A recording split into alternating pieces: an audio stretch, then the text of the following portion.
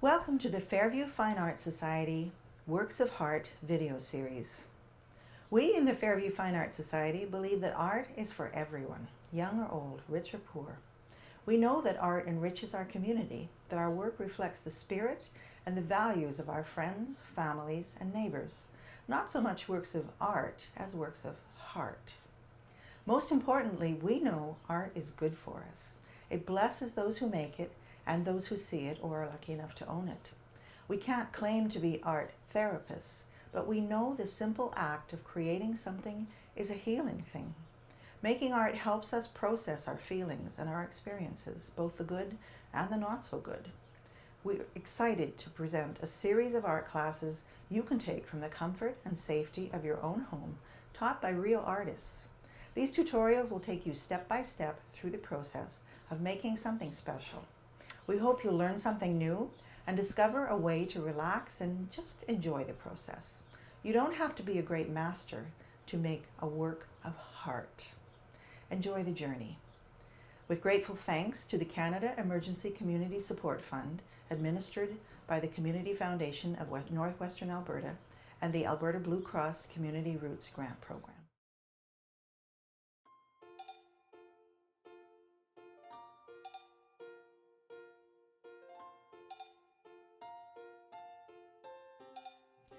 So what we're going to do today is a junk journal. There are a lot of variations and ways that you can do a junk journal. I'm not going to go into that. I'm going to show you a few examples of junk journals and how you can use an old book to become a journal. But what I'm going to show you today is just the very basic, simple, how to make a book into something you can use as a journal. But first we'll do a few examples. So the easiest way to do a journal, a junk journal, is to take a book and just glue some pages together. It's better if it's not a glossy book for this kind of journal because you're going to draw right on those pages. So this one I have gessoed. Gesso is an art supply that you spread on things before you paint or draw on it. It gives it a really gritty surface. So I've used my watercolor pencils, which are they're like watercolor paints on a stick. These ones are all in shades of gray, but they come in a bazillion colors. And the grit grabs a lot of pigment, and then you just go over it with water. Or you can wet the page and then draw with a watercolor pencil. And the nice thing about them for journaling is you don't need to really saturate the page like you do to do a watercolor painting. So it doesn't buckle and go weird as much. And you can do a lot of things on this sort of thing. So because it's 2 pages glued together, it's pretty sturdy. You can do an acrylic painting on that if you gesso it first. Then you can do an acrylic just like you would paint on a canvas. It's kind of a nice sketchbook for acrylics. Or you can use house paint even. This is not gessoed, it's just got a dark house paint, and then I put a layer of wood glue on top of that, and while the wood glue is still wet, I put on another acrylic house paint, latex house paint, and while the wood glue is still wet, then it crackles, and you get this really neat crackle finish that's really cool and easy to do.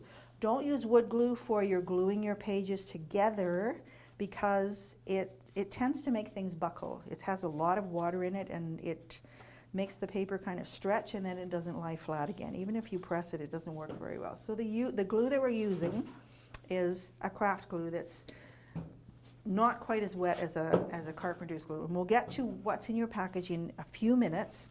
So that's one kind. This has got the front is gessoed as well, so you could do an acrylic painting on that to make it your very own. Or this one is this is not, the pages are not glued together. They were fairly sturdy pages. So I just used this. You can see behind there are these colors. I was just using this to clean my brayer when I was printing. You can see there are colors that are just rolled on there.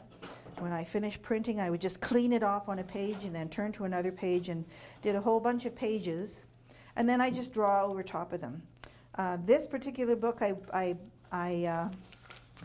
put Mod Podge on the pages just to make sure they were all the same kind of uniform, shiny smoothness, because they were different kinds of paints that had some were flat and some were not. And then this is just Sharpies over top. Some of it is oil-based Sharpie, and some of it is just regular Sharpies. This one is a grease pencil that they use for writing on china and stuff, the white, because it rubs on there really well. A regular pen or crayons and stuff don't work very well on this application, but there are just so many choices for so many things. So that's another kind of journal. This one is an old hardcover cookbook that was full of things that I just don't eat. So I cut out a lot of pages, and we'll get to that when we do our own book. And then I just I glued in all kinds of food-related pockets and things. And the pockets are all for, that one's a tea bag holder. They're all for writing recipes and things. You can put a ribbon on that to make it easier to pull out. We've got all sorts of, there's a recipe waiting to be glued in there. All kinds of pockets, right? Little brown paper bags. That I think had hash browns in it. Cornmeal, just all sorts of things. You can put little pages that turn and write recipes on the back. You can glue in little bits to write a recipe on or make notes about something. Just kind of a fun way to do. This is just a photocopy of a page that was commercially made. So that's a lot of fun. And all it requires is cutting some pages out and then gluing stuff in. Sometimes you get a book that, oh my gosh, has fallen apart. And this might be useful for collages or doing paper weaving or something, because it's really colorful. A graphic book, graphic novel. This is a really nice hard cover. So I can take something else. I can make my own signatures, which are the little folded bundles that you can see along the spine of your book that are all stitched together. They're called signatures, and you make them in bunches, and then you just stick it in there. And the way you stick it in doesn't have to be a hard cover. It can be a soft cover.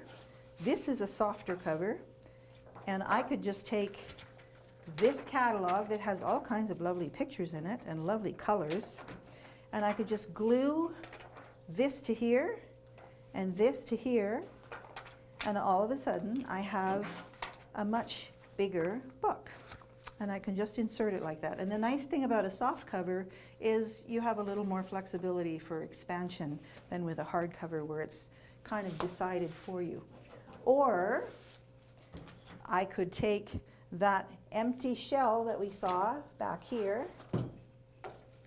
and I could stick something else inside of it. So this one was an empty book that the innards came out of, and I put a seed catalog in it. And then I just add some pages for writing, for journaling. They can be just tacked in on the edge, so I can turn the page, and I can put little pockets in here. Then I can put a recipe or a favorite garden quote, or I can put a scheduling bar here. I can put a strip across the top that has days and months and days of the week and numbers, and I can say this was Thursday, March the 4th, and just circle all that, and that works for everything. So that's kind of nice for a journal that you don't write in every day. So that's kind of fun. And so easy to turn something like that into a hardcover book. And then you can decorate the outside, you can collage it or glue stuff on it. This one has tissue paper and cheesecloth, and it has some, what do they call those, skeleton leaves that I made stuck on it, and some texture, and then it's just all Mod Podged. Mod Podge is your friend. Comes in little bottles from the dollar store, you don't have to buy the big ones. And you just brush it on and let it dry, and that's all there is to it. And it kind of waterproofs it and gives it kind of a nice shine and brings out the colors really beautifully. So this is kind of what we're going to do today. We're going to cut out some pages, because if you don't cut out pages and you start adding stuff, you end up with something that sits like this and you can't close it. So I cut out some pages and I just stuck in stuff. Some things to write on. This is to draw on. I like the envelopes because I like the windows in them. They have little places that you can see the letters through, and then you can do art around that, and you can put your lists and you can put pockets in it and all sorts of things. I had some parchment stickers that I stuck in just to give it some color. This is Easter, so I had some Easter bunny stickers I stuck in there. Or if you like to draw, you can do doodles. So that's kind of the finished project, sort of like what we're going to do. This is one of my favorites. This is a big, beautiful coffee table book that was cast off, and we turned it into an art journal. It was a gift for a friend. So it has pages that he can do acrylic painting or watercolor painting on. It has pages he can do journaling on. And then it has pages that are just beautiful, beautiful photographs that I think are really inspiring. And it doesn't have to have dates and stuff. It can just be something that I like to write in sometimes, and I like to draw in sometimes. And then you can look through it afterward, and it's just this beautiful thing. And it's a nice, hefty, strong book. Okay, so what we're going to do, the way we make this, we don't need a lot of materials. You will have a book in your package. You'll have a bottle of glue that won't ripple your paper badly. You will have a tube of gouache. Gouache is a water-based paint that it's kind of like watercolor, but watercolor is transparent, that we do watercolor paintings and stuff. The paper shows through, or what's behind it shows through. Gouache has a lot of pigment and a lot of white in it, usually, that makes it not transparent. And what we're going to do with the gouache is, where is that?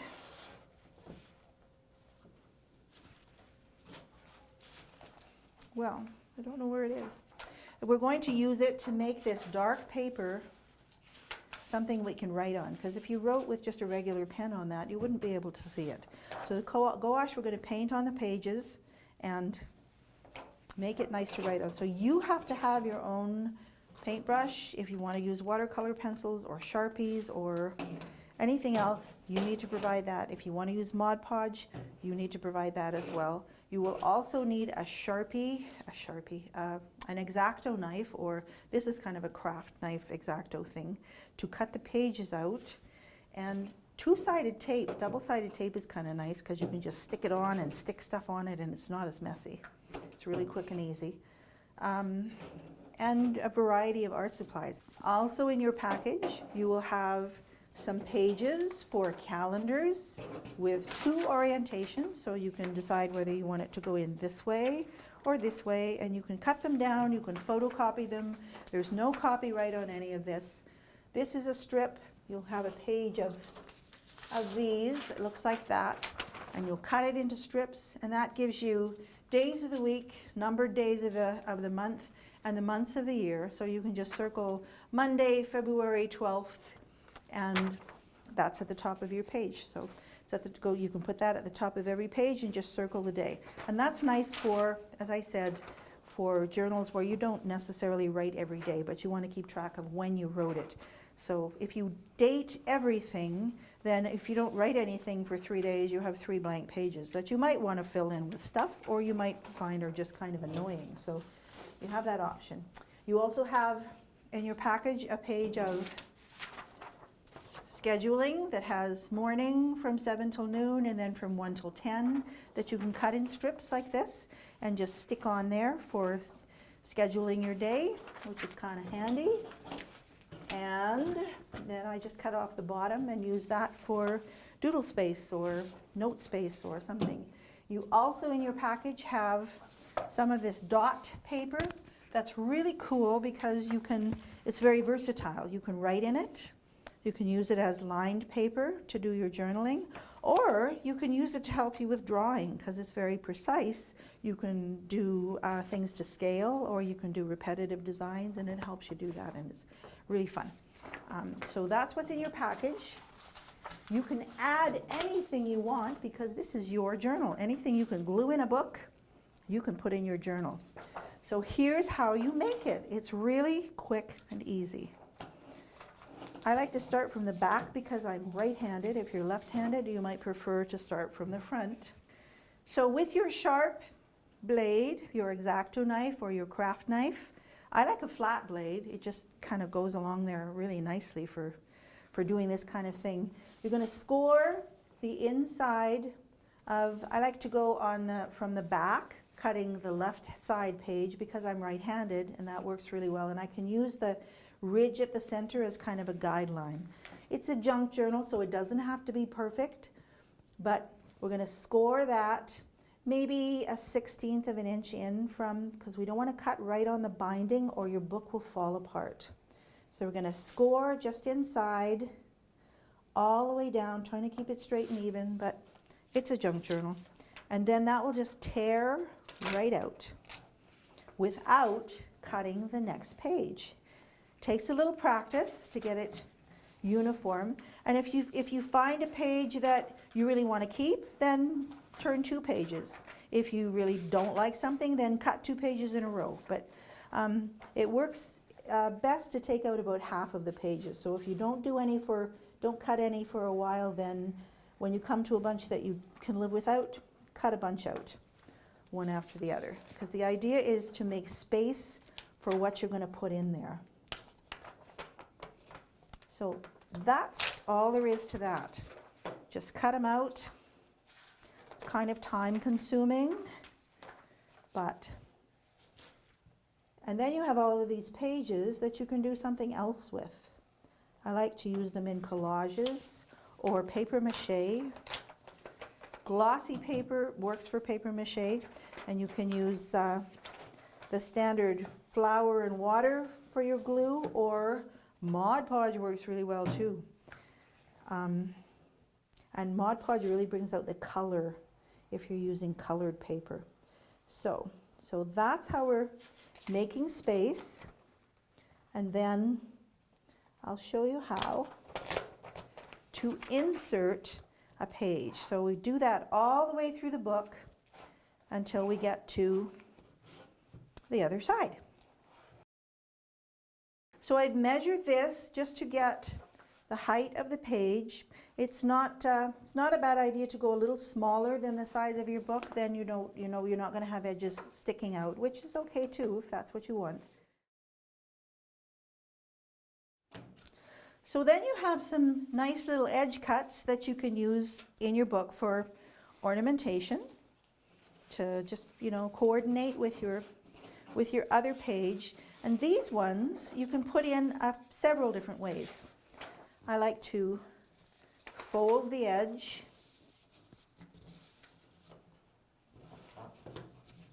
and then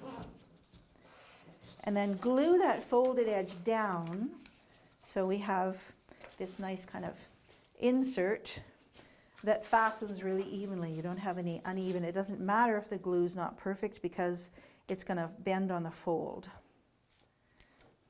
We'll stick that in right there, in pretty close to the center.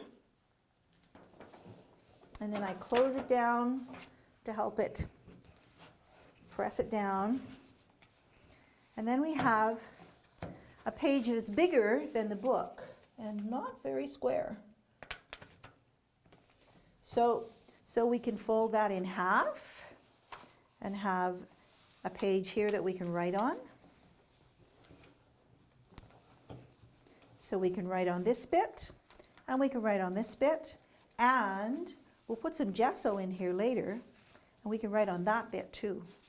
Or we can do something like very similar, but we can fold it in the middle. Either way, it doesn't have to be colored side in.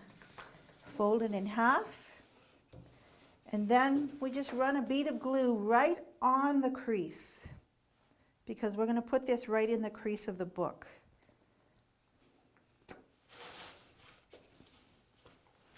Glue is drying on the bottle, so just doesn't have to be lots of glue. You don't want it squirting all over the place. A few little beads along there. And then we very carefully insert that right into the crease. And then it's like it was built into the book, and then close it again to give it a good press.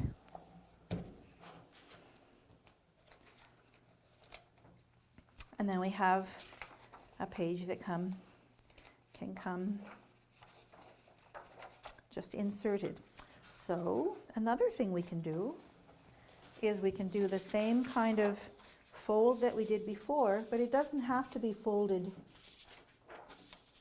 I can go that way. It doesn't have to be folded in the middle. You can fold it. You can fold it the size of the page, and then you end up with this kind of neat little sidebar thing. So I put that on my page,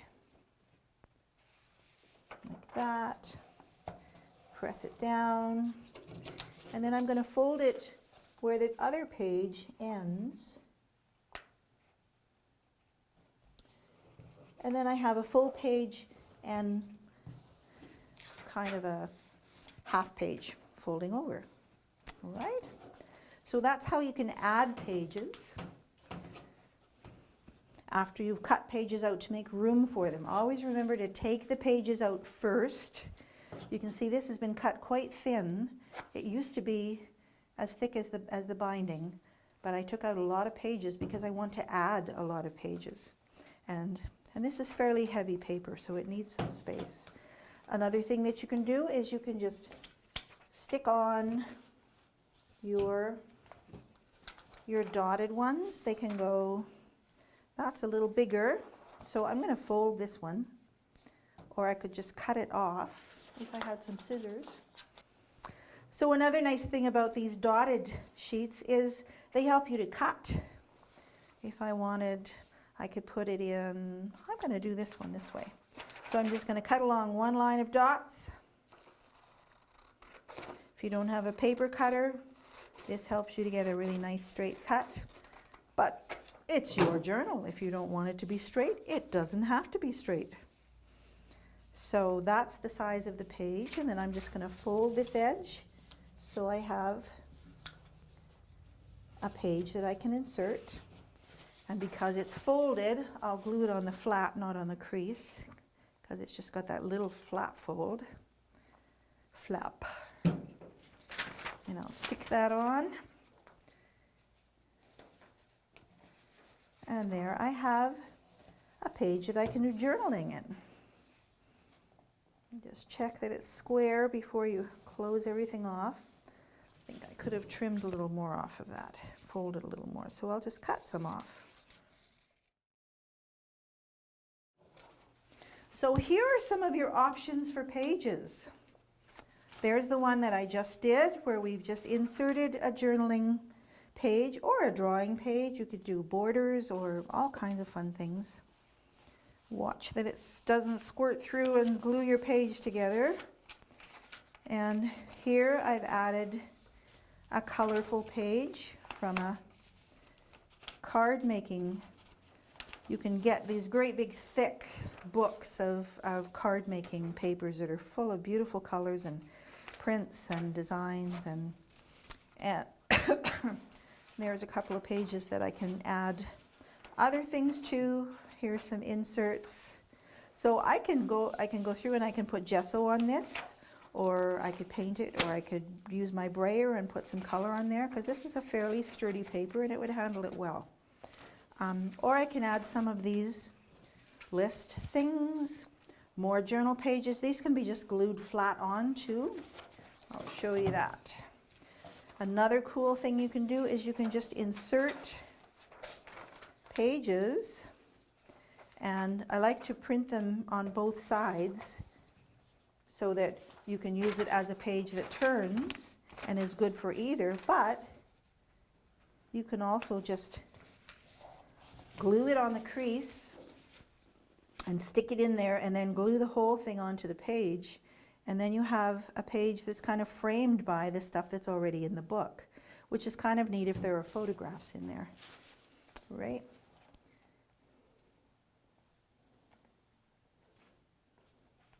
Stick it together, and then I can come back and just glue this Or I could use my double-sided tape if I happen to have some of that. Just glue that on and glue that on. And then I have kind of a nice dotted centerfold for doing my journaling. And you can doodle on here with a Sharpie marker or something and have like a dark, really prominent design that uses the text as the background. So this one is fastened right to the page, right? And you have the option of doing that or making pages that turn, right? So I can glue this on the centerfold and have it open like 2 more pages, or I can glue it on a flap and have it open like its own. One of the pitfalls of these ones is if you want to write on that, this is a bit awkward, but it looks kind of cool if you like stuff hanging over. So now we're going to find out the lovely stuff we can do with the gouache. We'll put a little bit of that in a bowl, and I know it's hard to see from a distance, but when you use yours, you'll see it's really thick paint. And I'm going to add some water. Not too much, because I don't want to wash it down too much, but it's really thick stuff. And I'm going to, you don't have to do this because it doesn't have to be perfectly symmetrical and stuff, but I'm going to use masking tape. Painter's tape would be better. Tape that isn't 1,000 years old would be better too. Painter's tape would be better because it doesn't stick as much, but I'm not going to stick it down really hard. So yeah, this is really awful tape. Okay, so I'm just going to make a kind of a square with this tape, and I am masking it with the masking tape. So that'll give me nice clean edges on my area that I'm going to put gouache on. And that will mean that it looks a little crisper and sort of more polished.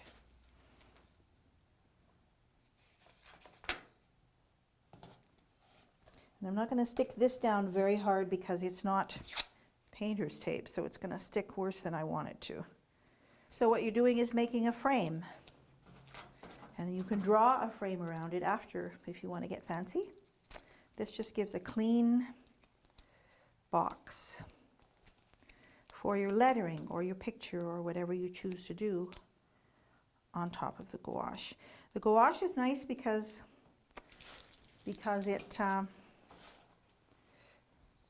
it will accept pencil, or it's got a little bit of tooth to it, but not a lot. So you can write on it with a regular pen or a gel pen.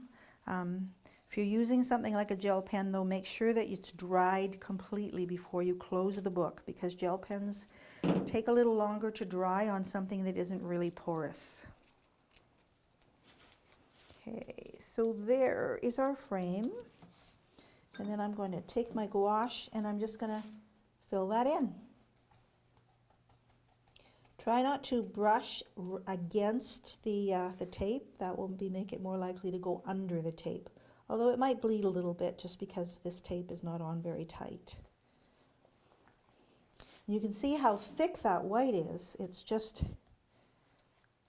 holding onto the paper and is covering the colors. Letting a little bit show through, but it's a nice bright white that you can draw or paint or letter over top. And because I like junky, I'm not going to try to make it look really smooth. You could put it on thicker and make it a very smooth white if you wanted, but I'm not too worried about that. So that's what the gouache does for you. So this is kind of the finished product. This has some gouache pages in it that I've just used a regular, just a pen, fine point, ink pen. It's a ballpoint, that's the word I'm looking for. And then I've just added some pages. There's more gouache on there. You can use, if you travel and you've been in a hotel or somebody gives you complimentary paper, that works well in stuff like this too, right? I have a lot of that stashed And it's kind of fun. Oops, that got wrinkled. Didn't glue it properly.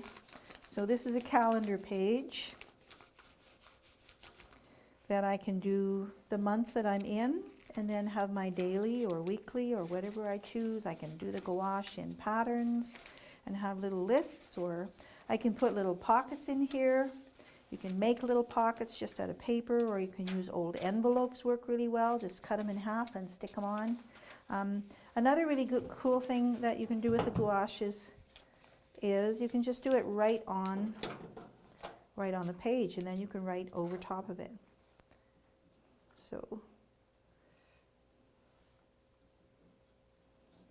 I can just cover the lettering, and it shows through enough that I can tell it was a book, and it has that kind of funky, junky look. But it's covered enough that if I use a dark color, if you used a really light gel pen or something, it wouldn't be terribly useful, but it's covered enough that it becomes background. It kind of recedes into the scenery. Yeah, and then you have the journal. So there you have it, how to make your very own junk journal. That's the beginning, and then you add all kinds of embellishments and ribbons and bits of memorabilia, and there are all sorts of places on Pinterest and other places and on YouTube where you can find brilliant ideas on what to do with a junk journal. Make it your own. Nobody does the same thing twice, even the same person. So there it is. The beginning. Thanks very much for watching. I hope you enjoy your Works of Heart program, your projects, and we'd love to see what you've done.